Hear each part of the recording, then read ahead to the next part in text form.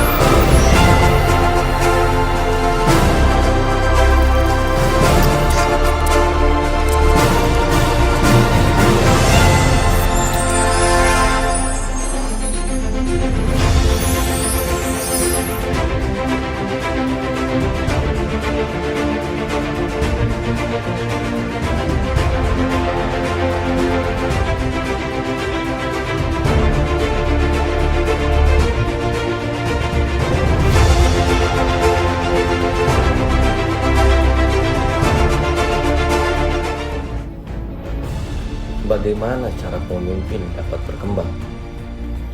Pertanyaan tentang bagaimana seorang pemimpin dapat berkembang merupakan suatu pemahaman diri calon pemimpin yang dibangun dari berbagai keterampilan yang hampir semuanya dapat dipelajari dan dikembangkan. Sebagian orang dilahirkan dengan bakat alami yang lebih hebat daripada lainnya. Kemampuan memimpin dibangun dari berbagai keterampilan yang hampir semuanya dapat dipelajari dan dikembangkan. Namun, proses tersebut tidak terjadi dalam sekejap. Kepemimpinan sangatlah kompleks dan mencakup berbagai macam aspek, yaitu penghormatan, kekuatan emosional, pengalaman, keterampilan memimpin, disiplin, impian, momentum, masih banyak lagi variabel yang dapat disebutkan. Banyak aspek yang mempengaruhi kepemimpinan dan ternyata tidak dapat diukur dengan capaian tingkat kesuksesan suatu kepemimpinan, di mana pemimpin memerlukan dan tergantung banyak sekali masukan agar dapat efektif berperan. Menurut Maxwell, mengatakan ada 4 tahapan perkembangan kepemimpinan, baik pemimpin yang memiliki bakat untuk memimpin ataupun tidak. Perkembangan dan kemajuan pimpinan akan terjadi sesuai dengan tahapan berikut. Tahapan yang pertama yaitu saya tidak tahu bahwa saya tidak tahu. Kebanyakan orang tidak bisa memahami nilai dari kepemimpinan. Mereka mengira bahwa kepemimpinan hanyalah untuk sebagian kecil orang yang duduk di puncak jenjang perusahaan.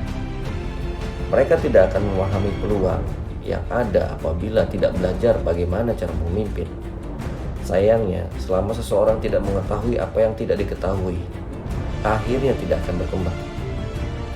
Tahapan yang kedua yaitu, saya tahu bahwa saya tidak tahu. Kamu berada pada posisi kepemimpinan. Tetapi ketika mengamati keadaan sekitar, kamu menemukan bahwa tak seorang pun mengikuti kamu. Saat itulah kamu menyadari bahwa kamu perlu belajar memimpin. Apabila kamu tidak benar-benar memahami, suatu kebenaran adalah langkah besar bagi ilmu pengetahuan.